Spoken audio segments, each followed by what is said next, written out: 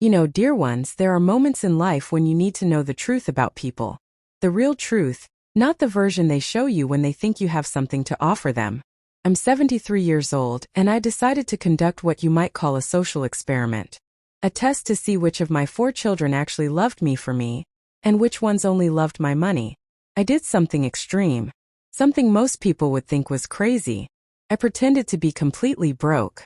Pretended my business had failed. Pretended I'd lost everything. And I went to each of my children's homes, begging for shelter. What I discovered broke my heart and opened my eyes in ways I never expected. But here's what I want you to think about. Have you ever wondered who would actually be there for you if you lost everything? If the money disappeared? If the success vanished? If all you had left was yourself? Would the people who claim to love you still open their doors? Still make room for you in their lives? Still treat you with dignity and kindness? Or would they suddenly be too busy, too stressed, too inconvenienced to help? If you want to know what happened when I showed up at my wealthy children's mansions pretending to be destitute and desperate, how they slammed doors in my face while my poorest son, the one I'd honestly overlooked for years, took me in without hesitation, and what happened the next morning when my lawyer arrived with the truth and a check for $100 million, make sure you subscribe to this channel right now and hit that like button. Because this story is going to show you that character is revealed in crisis. That true love has nothing to do with bank accounts. And the twist ending, when my rich children realized what they'd done. The looks on their faces. You absolutely won't believe it. Let me give you some background so you understand why I did this. Why I felt I needed to test my own children like this. It starts with the fact that my husband Gerald and I built a very successful pharmaceutical company from nothing. We worked 70-hour weeks for 30 years. We sacrificed everything. We built an empire. When Gerald passed away 5 years ago, he left me as the sole owner of a company worth hundreds of millions of dollars. I'd always been generous with our 4 children. Always made sure they had what they needed. Always helped them out financially. Maybe too much. Maybe to the point where they expected it. Where they felt entitled to it. Where they saw me as a bank rather than as their mother. My oldest son Richard lived in a mansion in the suburbs.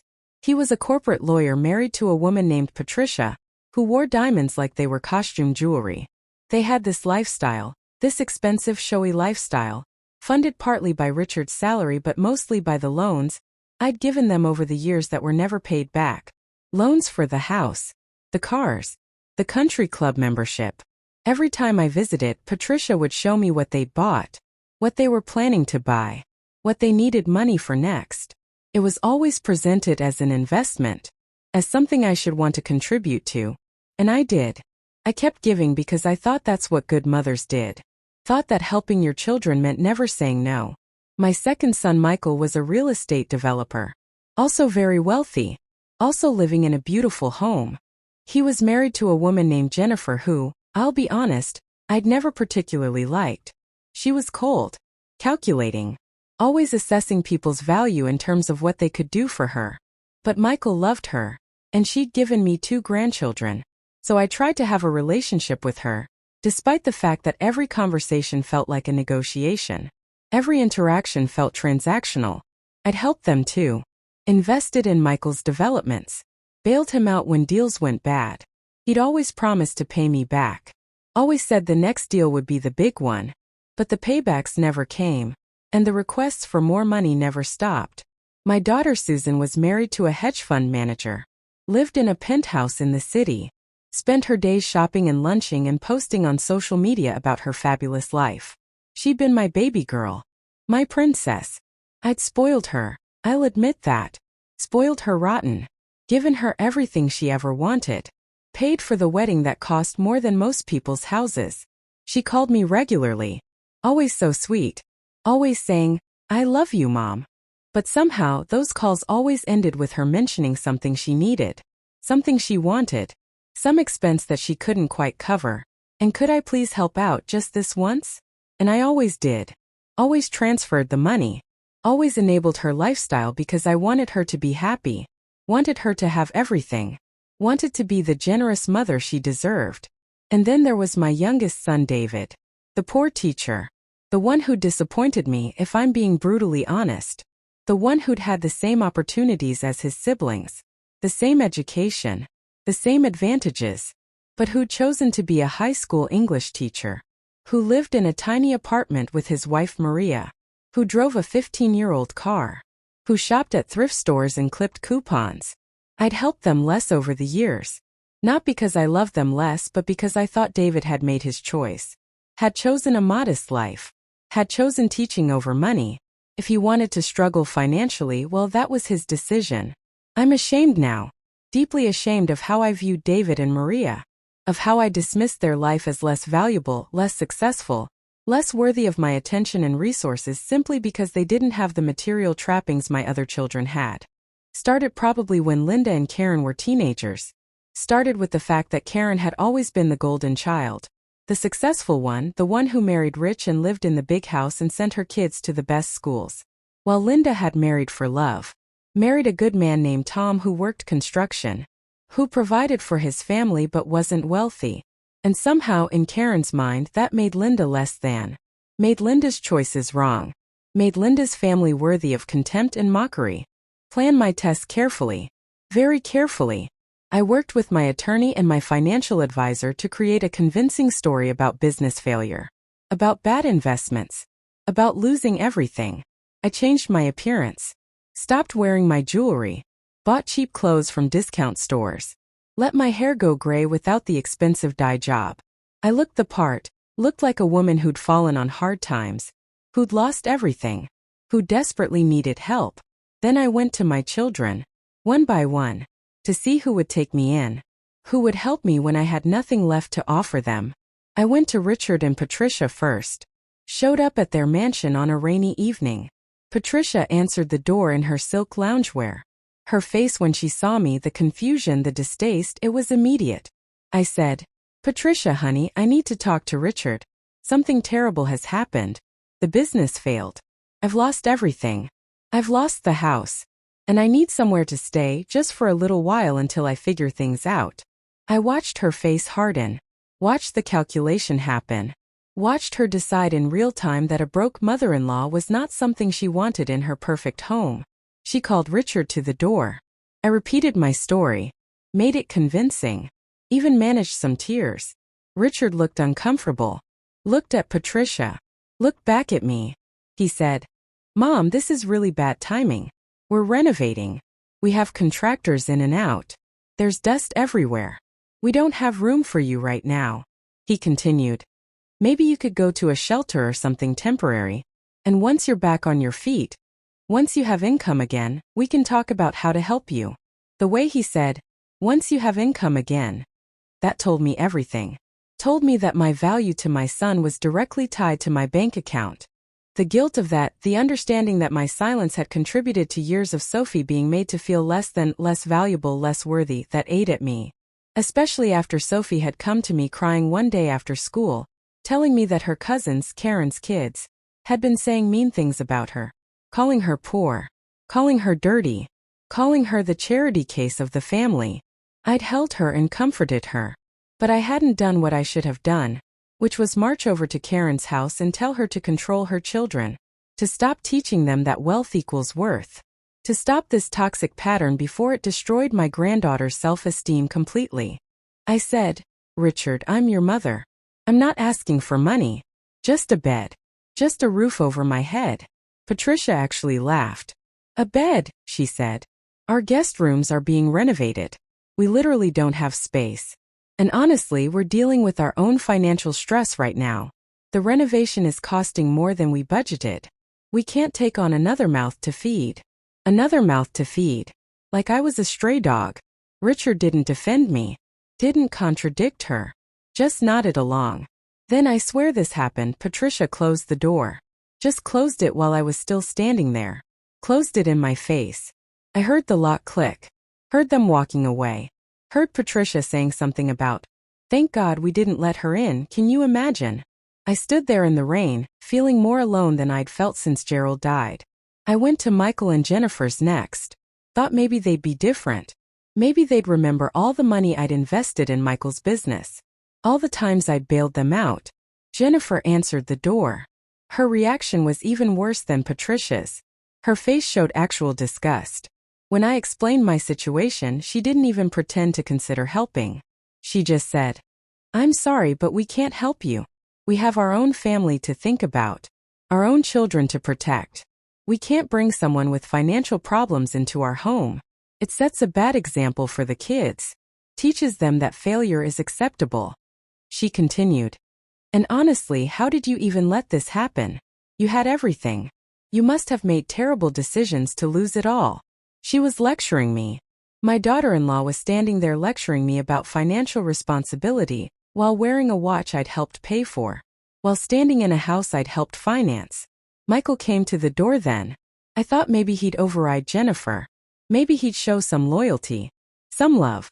But he just said, "Mom, Jennifer's right. We can't help. Maybe this is a learning opportunity for you.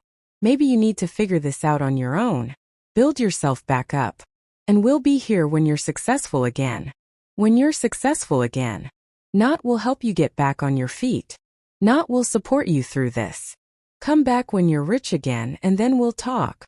The door closed. Another door. Another rejection. Another child who loved my money but not me. Susan was the worst. The absolute worst. Because she was my daughter. My baby girl. When I showed up at her penthouse, when the doorman reluctantly let me up after I begged, when Susan opened the door and saw me looking shabby and desperate, her face showed horror. Actual horror. "Mom, oh my God," she said. "What happened to you? You look terrible." I explained. Explained about losing everything. She backed away from me. Actually physically backed away like poverty was contagious. "You can't stay here," she said. "Derek would never allow it. We're hosting a charity gala next week. We have important people coming over. We can't have someone who looks like you around. It would raise questions. People would talk." I said, "Susan, I'm your mother. I don't care about your gala. I need help." She said something I'll never forget. "Maybe you should have thought about that before you lost all your money. Maybe you should have been more careful. And honestly, I can't be associated with this. I have a reputation to maintain. I have a social position. If people find out my mother is broke, it reflects poorly on me." She handed me $200. Literally handed me cash like I was a beggar on the street. "This should help you get a hotel for a few nights," she said. "Good luck, Mom." And closed the door. I stood in that expensive hallway with $200 in my hand, feeling like I'd raised strangers. Feeling like I didn't know my own children. Feeling like every sacrifice, every dollar, every bit of love and support I'd given them had been completely wasted on people who valued wealth over humanity. She nodded at Linda and Tom, barely acknowledged them. Then she looked at Sophie. Looked at my sweet granddaughter standing there, nervous and hopeful. Karen's lip curled. Just slightly. Just enough for me to see. I felt a chill run down my spine. Felt that mother's instinct screaming that something bad was about to happen. But the party was already starting. People were arriving. We went inside. I told myself I was being paranoid. Told myself Karen wouldn't do anything terrible in front of all these guests. I was wrong about that too. I had one child left. David. My youngest. The poor teacher. The one I'd overlooked. The one whose wife Maria I'd honestly never paid much attention to because they weren't impressive. Weren't successful. Weren't the kind of daughter-in-law who made me proud at social events. I drove to their tiny apartment in my old car that I'd kept for this experiment. I almost didn't go through with it. Almost turned around.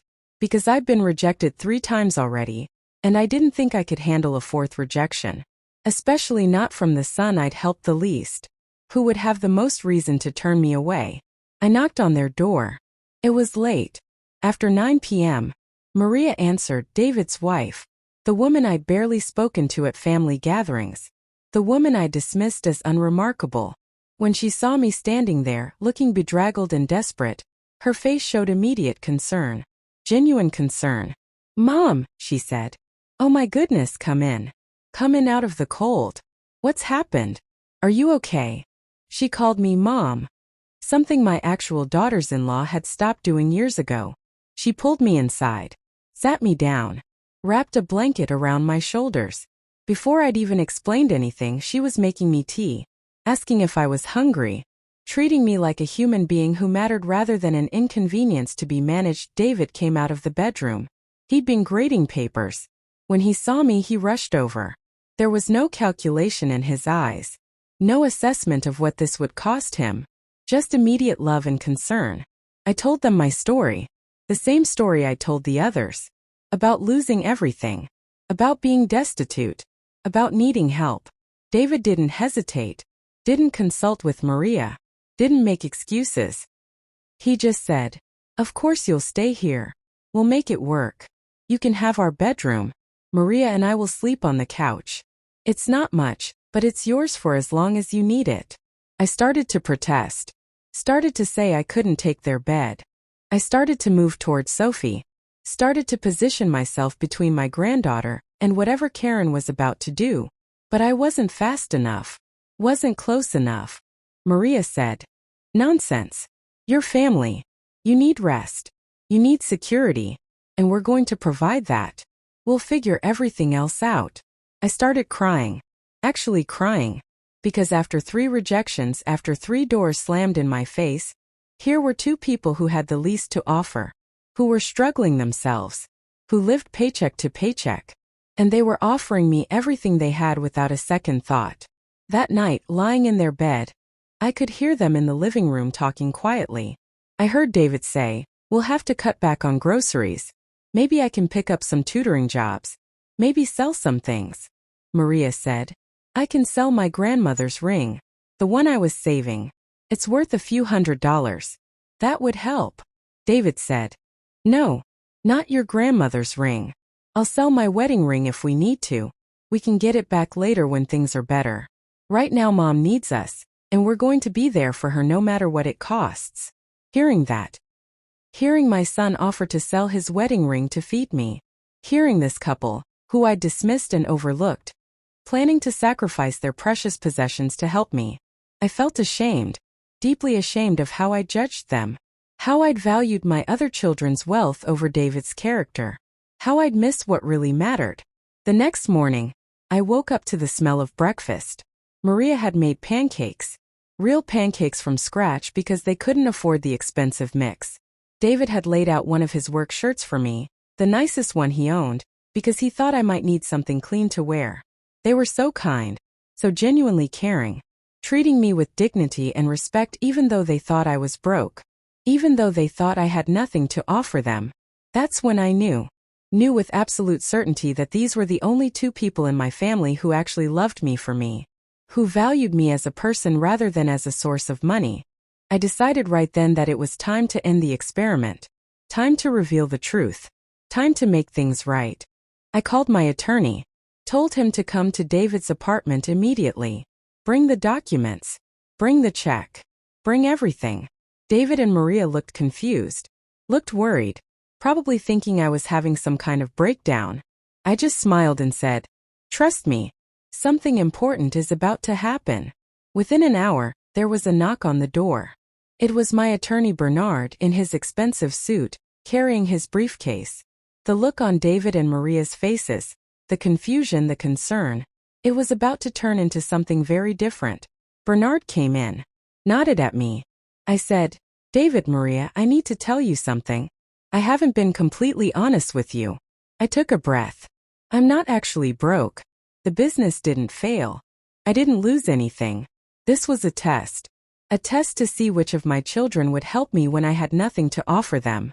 When I was just a person in need, rather than a wealthy mother with resources. I watched their faces. Watched the confusion. Watched them try to process what I was saying.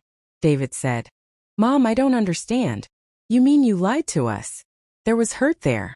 Real hurt. I said, "Yes, I lied. And I'm sorry for that. But I needed to know the truth. And now I do." I continued. "Your siblings slammed doors in my face. Rejected me.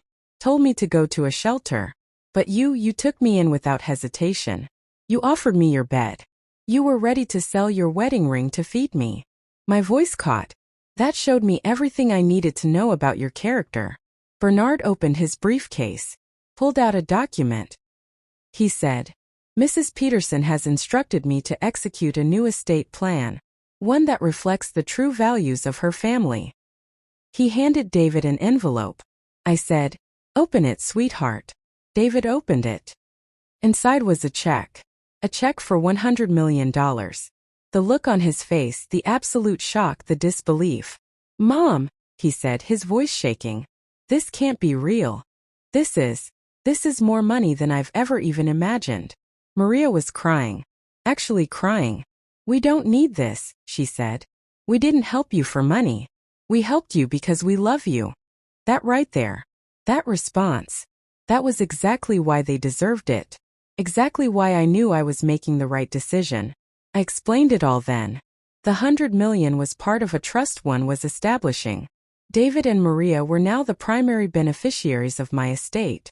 They'd have financial security for life. Their future children would be provided for. They'd never have to worry about money again. I also explained that there were conditions. Conditions that they use some of the money to help others. To fund scholarships for students who couldn't afford college. To support teachers. To give back. Because I knew they would. Knew they had the hearts to handle wealth responsibly. To use it for good rather than for show. David was overwhelmed. Shaking. "What about Richard and Michael and Susan?" he asked. "What about them?" I said. "They'll receive a modest inheritance. Enough to be comfortable but nothing like what you're getting. Because they showed me who they really are. Showed me that their love is conditional. That they value money over family." I continued. "I'm not rewarding that. I'm not enabling that. I'm putting my resources where they'll do the most good. With people who have character, who have compassion, who understand that true wealth has nothing to do with bank accounts. Should have stopped Karen's cruelty the first time I witnessed it. Should have made it clear that Sophie was precious and valued and worthy. My silence, my desire to keep peace, had cost my granddaughter years of feeling less than. That was on me. That was my failure. And I was determined to make it right.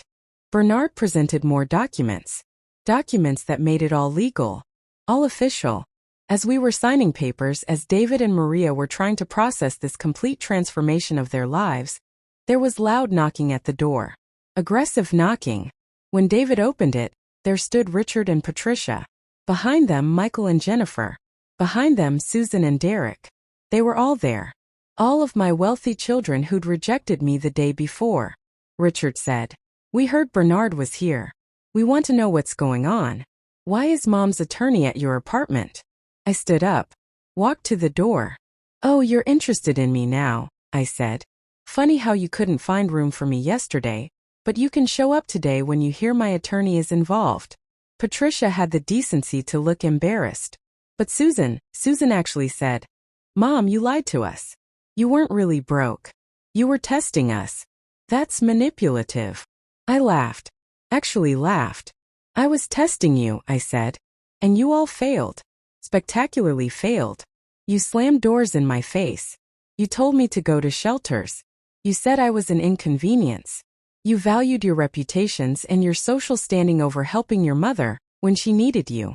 I looked at each of them. And now you're upset that there were consequences?" Richard tried a different approach. "We would have helped eventually," he said. "We just needed time to process. To make arrangements." I cut him off. David and Maria didn't need time. They didn't need to process. They took me in immediately. Offered me their bed. Were ready to sell precious possessions to help me. And they did it thinking I was actually broke. Thinking I had nothing to offer them. I paused. That's real love. That's real family. And that's who deserves my support. Michael said. "So what, you're cutting us out? You're giving everything to David." "Not everything," I said. "You'll all receive something." Told her about the trust fund. About the money I'd been contributing. About my plans to ensure Sophie had every opportunity to succeed. Linda cried. Cried from relief and gratitude and years of stress. About how she'd provide for her daughter's future. "Mom, this is too much," she said. "You don't have to do this." I said, "Yes, I do. I absolutely do. Because Sophie deserves it. Because you deserve support, not judgment. Because I should have been doing this openly all along instead of hiding it to protect Karen's feelings." I continued.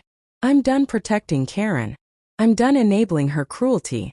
I'm done pretending that her behavior is acceptable just because she's successful, and we should all be impressed by her money. But the bulk of my estate, including the $100 million trust that Bernard just established, that's going to David and Maria. I continued. Because they earned it. They showed character when you showed greed. They showed love when you showed contempt. And I'm done pretending that success is measured in houses and cars and social status. My voice was steel. Real success is measured in how you treat people when they can't do anything for you. And by that measure, you all are failures. The room erupted. Everyone talking at once. Patricia saying it wasn't fair. Susan crying and saying I was playing favorites. Michael demanding to see the will. I just stood there. Calm. So calm. Because I'd finally done what I should have done years ago. I'd finally valued character over achievement. I'd finally rewarded genuine love instead of performative affection. Felt good. Felt right. Felt like I was finally being the kind of mother, the kind of person that Gerald would have been proud of. Jennifer, who'd been quiet, looked at me. You know this will destroy the family, she said. You know we'll never all be together again after this. I said, Jennifer, the family was already destroyed. It was destroyed the moment my children decided my value was determined by my bank balance. The moment you all chose wealth over humanity. I continued. This isn't destroying the family. This is revealing that we never really were a family. We were just a group of people connected by DNA and financial transactions. And I'm done pretending that's enough. One by one, my wealthy children left. Left angry. Left resentful. Left plotting to contest the will, even though Bernard assured me it was ironclad. I didn't care. Didn't care if I ever saw them again. Because I'd found real family in the two people who'd been there all along. Who I'd overlooked for years. Who'd shown me what love actually looks like. Sitting here now 2 years after that test, watching David and Maria thrive with their new financial security. Watching them use the money exactly the way I hoped they would, I know I made the right choice. They're setting up scholarships, helping other struggling teachers, donating to food banks and shelters. They bought a modest house instead of a mansion. They're living within their means despite having millions. My money is in the hands of people who understand that wealth is a responsibility, not just a privilege. That brings me peace. Real peace. The kind I never had when I was funding my other children's lifestyles and getting nothing but demands in return. David and Maria tried to reconcile the family. Tried to reach out to the siblings. Tried to share their good fortune. But Richard and Michael and Susan weren't interested in reconciliation. They were only interested in contesting the will. In trying to prove I was incompetent when I made these decisions. In fighting for money they felt entitled to simply because they'd been born into this family. They lost. Lost every legal challenge. Lost in court. Lost in mediation. Eventually they stopped trying. Stopped calling. Stopped being part of my life. Honestly, my life is better without them. Quieter. More genuine. More filled with people who actually care about me as a person. The lesson here isn't really about money, although that's what the story seems to be about on the surface. The real lesson is about values. About what we teach our children through our actions. About the difference between enabling and supporting. I learned, painfully learned, that I'd spent years enabling my wealthy children's greed. Their entitlement. Their belief that my resources existed to fund their lifestyles. By doing that, I'd actually harmed them. I'd prevented them from developing character. From learning resilience. From understanding that love and family are about more than financial transactions. Notes I kept documenting her comments. Her cruelty. Her pattern of behavior. This isn't about one joke, I said. This is about years of systematic bullying. Years of teaching your children that they're better than Sophie. Years of making your sister feel inadequate. I continued. I have documented all of it. And if you contest my will, if you try to fight Sophie's inheritance, I will submit all of this evidence. I will make public every cruel thing you've ever said and done. And I will make sure everyone knows exactly what kind of person you really are. Watching her face as she flipped through that folder, watching her realize I'd been paying attention, I'd been documenting, I'd been building a case against her for years, the fear that crossed her face. That was the moment she understood she'd miscalculated. She'd underestimated her mother. She'd thought I was a soft touch who'd never fight back. She was wrong. That's on me. That's my failure as a mother. I can't undo it. Can't go back and make different choices. But I can make sure my resources go to people who will use them well, who understand their value, who appreciate what they have instead of always demanding more. The test I conducted was extreme, I admit that. Pretending to be broke, lying to my children, setting them up to fail or succeed based on their response. But it was necessary. Necessary because I needed to know the truth. Needed to see clearly who my children really were when the money was removed from the equation. What I saw broke my heart. But it also freed me. Freed me from the obligation to keep funding people who saw me as an ATM. Freed me to invest in people who saw me as a person. That freedom, that clarity, it was worth the pain of discovery. I think about Gerald sometimes. Wonder what he'd think about all this. About how our children turned out. About the choices I made. I genuinely believe, he'd approve of giving the money to David and Maria. Because Gerald valued character, valued hard work, valued kindness and generosity. He would have been disappointed, as I am, in what our other children became, in how they valued wealth over humanity, in how they treated me when they thought I had nothing left to give. I think he'd be proud of me for finally setting boundaries, for finally demanding respect, for finally valuing myself enough to walk away from relationships that were built on the wrong foundation. The look on my wealthy children's faces when they realized what they'd lost, when they understood that their cruelty and rejection had cost them millions, when they saw David and Maria receiving the inheritance they'd assumed would be theirs, that was priceless. Absolutely priceless. I don't take joy in their pain, but I do take satisfaction in the justice of it, in the natural consequences of their choice. To stop pretending everything is fine when it's clearly not. To value dignity over harmony when harmony requires someone to accept abuse. I learned that lesson late. Learned it after years of watching Sophie suffer. Years of enabling Karen's behavior. Years of putting my desire for a united family above my responsibility to protect the vulnerable. I regret that. Regret every time I stayed silent. Every time I made excuses. Every time I chose peace over justice. But at least I finally woke up. Finally stood up. Finally used my power and resources to make things right. That's something. That's better than never standing up at all. In the fact that for once in their lives, their actions had real results they couldn't escape or manipulate their way out of. Maybe, just maybe, that will teach them something. Will force them to examine their values. Will make them into better people. Though I'm not holding my breath. If this story resonated with you, if you've ever questioned whether people love you or for what you can give them, if you've ever had to make hard choices about who deserves your support and resources, if you've learned that sometimes the people who seem least successful are actually the richest in the ways that matter, please subscribe to this channel right now and hit that like button. I'll be sharing more stories about family, values, testing relationships, and discovering who really matters in your life. I need your support to reach others who might be struggling with similar questions. Who might need to hear that it's okay to set boundaries. Okay to demand genuine love instead of accepting performative affection. Okay to value character over achievement and kindness over wealth. So subscribe. Share this video. Help me build a community of people who understand that true wealth is measured in how you treat others. Especially when they can't do anything for you. Now here's my question for you. And I really want your honest answer in the comments below.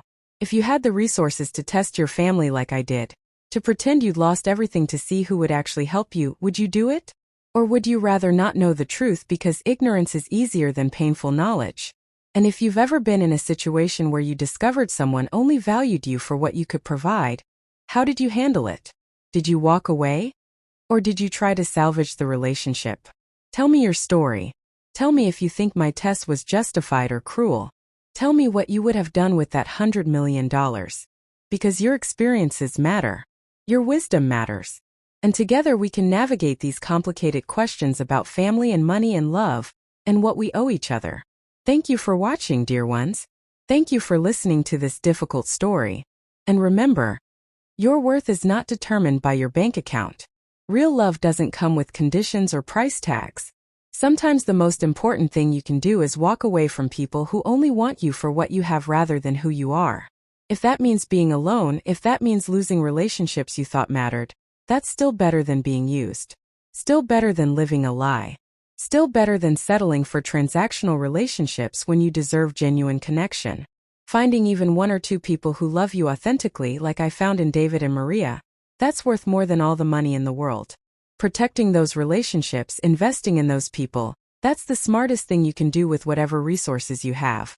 Or anyone's narrow definition of success. Thank you for watching, dear ones. Thank you for caring about Sophie's story. And remember, standing up for a child is never wrong. Protecting them from cruelty is never interference. Using your resources to ensure their future is bright. That's not favoritism. That's love. Real love. The kind that sees clearly and acts decisively and refuses to accept that anyone, especially a child, should be made to feel worthless. If that message resonates with you, stay with this channel. Because we're building something here. A community of people who believe in dignity and justice and the power of one person standing up and saying, "No, not on my watch. Not to this child. Not anymore."